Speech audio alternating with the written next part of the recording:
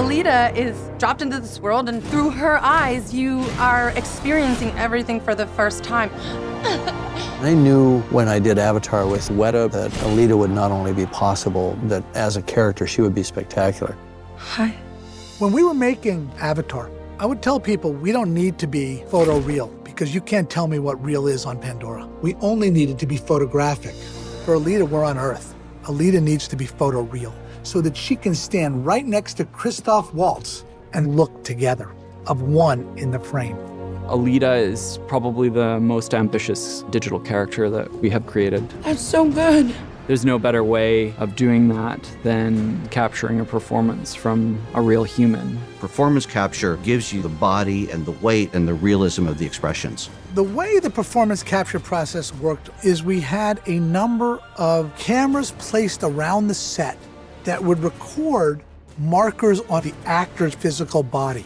The system would interpret that marker and put it into three-dimensional space and create a skeleton to go inside a CG model to drive that CG model's performance. This body, it has the power I need. I feel a connection to it I can't explain. This could be who I am. It takes some getting used to. You're wearing a helmet with mic pack, battery, microphone, a titanium boom, a recorder. You're zipped into the suit and you have gloves. It's all the difference in the world for us being able to work on set and actually capture an actor in a proper environment, because you just get a better performance from the actors. Performance capture tends to lend a lot of credibility because you get all of the weight, you get the physics. That also needs then to be taken to the next level when you talk about something like representation of manga.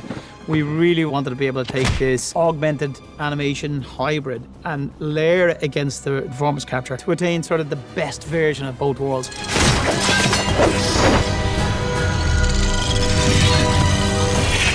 What changes it from being motion capture to performance capture is that simultaneously with capturing the body's performance, we are capturing the facial performance. It's all about this. If you can make the audience believe that that character is real in a tight close-up,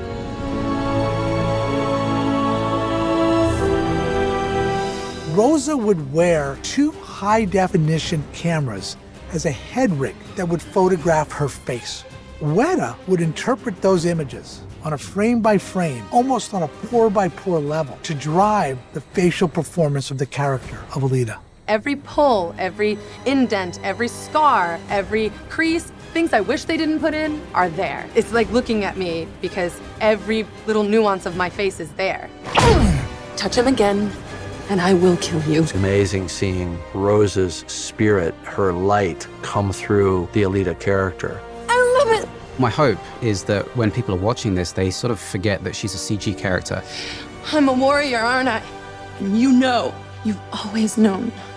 I think we've been able to create a seamless blend of live action and synthetic action in one single frame. That was pretty intense, huh?